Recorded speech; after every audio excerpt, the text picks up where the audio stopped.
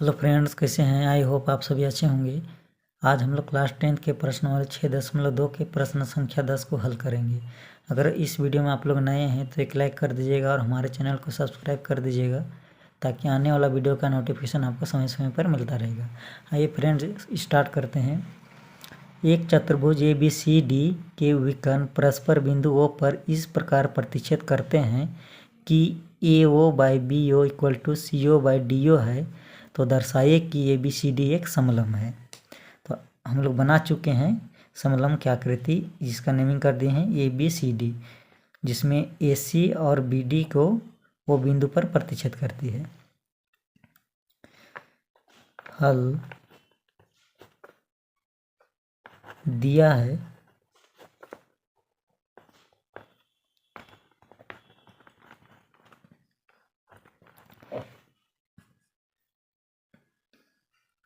ABCD एक चतुर्भुज है।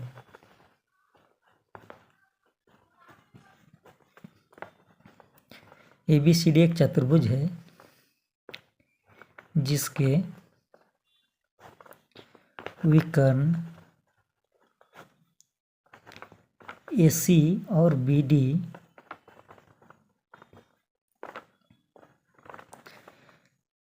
BD को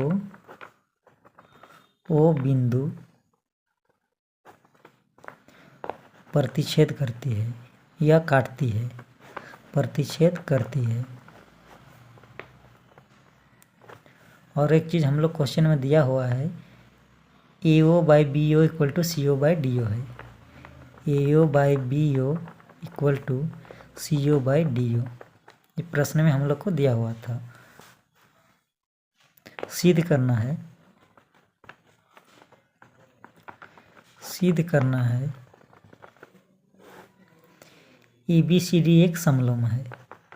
ABCD एक समलंब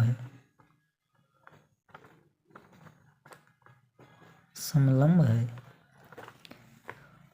और AB के समांतर हम मान लीजिए कोई लाइन खींच रहे हैं जिसका नाम है OE, तो इसको रचना में लिखेंगे हम लोग। रचना में लिखते हैं, जो क्वेश्चन के अलावा हम लोग आकृति में अपने से काम करते हैं उसको रचना में लिखते हैं। तो रचना में हम लोग क्या किए हैं, AB के समांतर OE रेखा खींचा है। ठीक है,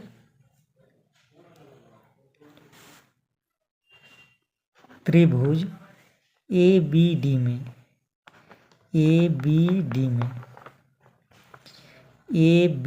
में इस वाला त्रिभुज ले रहे हैं। ठीक है, जिसमें AB के समांतर OE है या EO है। AB के समांतर OE है। और हम लोग जानते हैं थेल्स प्रमेय से AE by D equal to BO by DO। AE by D equal to BO by DO। Equation 2 कहाँ से, इक्वेशन 1 ये कहाँ से लिखे हम लोग, थेल्स प्रमेय से। और क्वेश्चन में हम लोग को दिया हुआ है, परंतु AO by BO equal to CO by DO है। AO by BO equal to CO by DO ये कहाँ से लिखे हम लोग, दिया हुआ है।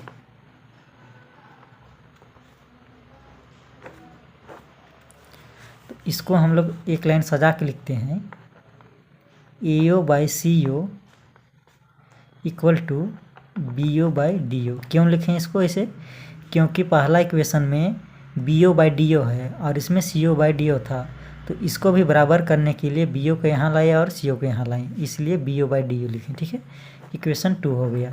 ये भी हम लोग थेल्स प्रमेय से लिखें। ठीक है, थेल्स प्रमेय से, या आप चाहे तो प्रमेय 6.1 भी लिख सकते हैं। देखिए, समीकरण 1 व 2 से समीकरण 1 और समीकरण 2 को देखिए। A by D equal to B O by D O, A O by C O equal to B O by D O है। दोनों इक्वेशन का RHS का मान दोनों तरफ बराबर है। B O by D O, B O by D O, अगर RHS का मान बराबर है तो LHS का मान भी बराबर होगा। तो फाइनल हम लोग लिखेंगे A by E D equal to A O by C O. आकृति में देखिए A by D equal to A O by C O. अगर इस प्रकार का तभी संभव है जब ओ ई डी सी रेखा के समांतर है। ठीक है, तो यहाँ पर हम लोग लिखेंगे देयरफॉर ओ ई समांतर ए बी और डी सी तीनों रेखा समांतर है। तो हम लोग इसको बोल सकते हैं लास्ट में कि अतः ए बी सी डी एक समलंब है।